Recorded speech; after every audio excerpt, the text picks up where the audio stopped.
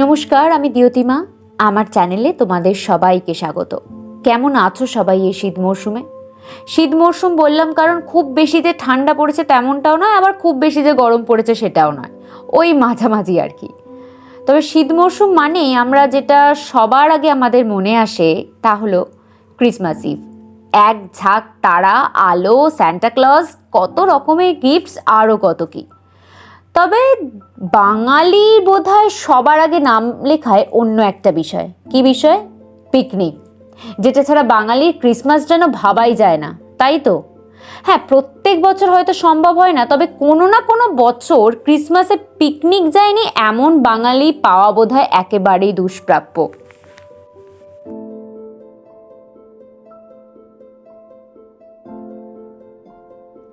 পিকনিকের কথা যখন বললামই তখন তোমাদের সন্ধান দেব একটা নতুন পিকনিক স্পটের। তবে নতুন ঠিক বলা যায় না, কারণ বেশ কয়েক বছর ধরে এখানে বহু মানুষের আনাগোনা প্রায় লেগেই রয়েছে। বিশেষত শীতকালটাতে বহু মানুষ তার পরিবার পরিজন বন্ধু বান্ধব নিয়ে এখানে সময় কাটাতে আসেন।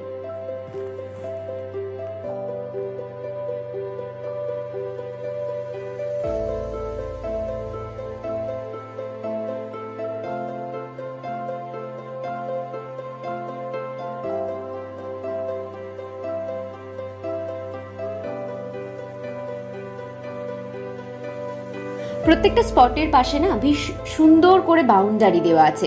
মানে প্রত্যেকে তার আত্মীয় পরিজন নিয়ে আলাদা আলাদা ভাবে এক একটা স্পটেতে গিয়ে তার রান্না বান্না, খাওয়া দাওয়া, হই হুল্লোড় নিজেদের মতো করে এনজয় করছে। আছে বিভিন্ন রকম পাখির সমাগম। মাঝখানে বেশ সুন্দর একটা খাঁচা করে তাদের সবাইকে রাখা হয়েছে। ওখানে গিয়ে যদি তোমরা দাঁড়াও না, মনে হবে বেশ খানিকক্ষণ ওদের সাথে একটু গল্প করে তারপর নিজেদের মতো সময় কাটাবো।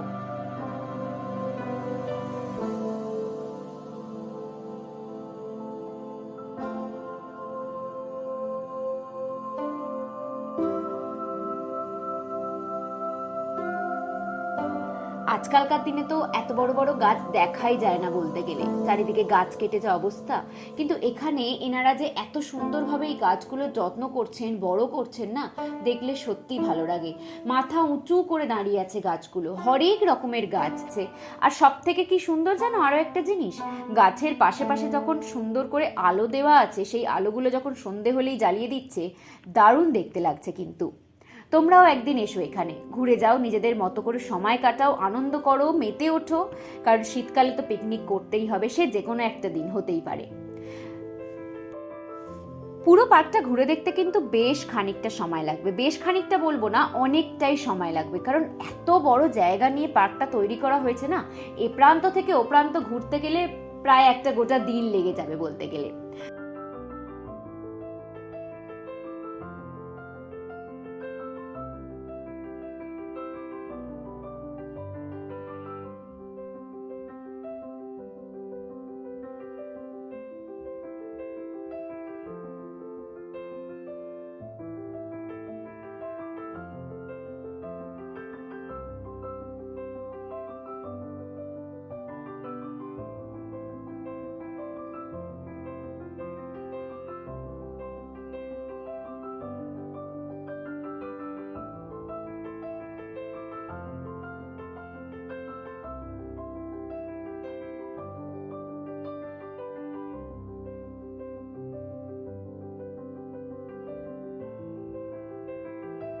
সামনে বোটিং আছে, যেটা দুপুরবেলা 2টো থেকে খোলা হয়, 2টো থেকে মোটামুটি 3টে 4টে অবধি বোটিং করা হয়। তবে বিকেলের দিকটা একটু রোদ পড়ে গেলেই বেশিরভাগ মানুষ বোটিংয়ে অংশগ্রহণ করছে, সুন্দর করে তার নিজের মতো করে সময় কাটাচ্ছে। এখানে প্রবেশ মূল্য মাথাপিছু মাত্র 25 টাকা। আর সব থেকে সুন্দর জিনিস কি জানো, যখন পার্কে প্রবেশ করবে তখন সামনে সারি সারি লম্বা লম্বা গাছ।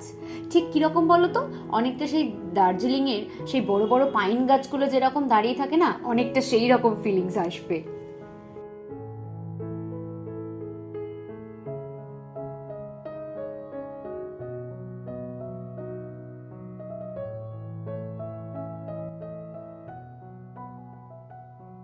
তোমরা যদি এখানে এসে অনেকটা সময় কাটাতে চাও নিজেদের পরিবার পরিজন বন্ধু বান্ধবদের সাথে, তাহলে কিন্তু বেশ কিছুদিন আগে থেকে এসে তোমাদের এই পিকনিক স্পটটা বুক করে যেতে হবে। নিজেদের মনের মতো একটা স্পট বুকিং করলে তোমরা সেখানে নিজেদের মতো করে সময় কাটাতে পারবে। নাচ গান হই হুল্লোড় খেলা আরও এইসব তো হয়েই থাকে না পিকনিকে। আমিও দিলাম তোমাদের এই স্পটের সন্ধান। তোমরা এসো, আনন্দ করো, হই হুল্লোড় করো, খাওয়া দাওয়া করো, নিজেদের মতো একটা সুন্দর দিন কাটাও। আর আমার ভিডিওটা ভালো লাগলে অবশ্যই সাবস্ক্রাইব করো, লাইক করো, শেয়ার করো, কমেন্ট করো। আবারও আসবো একটা নতুন ভিডিও নিয়ে। এখনকার মতো আসি। ভালো থেকো, সুস্থ থেকো, সাবধানে থেকো।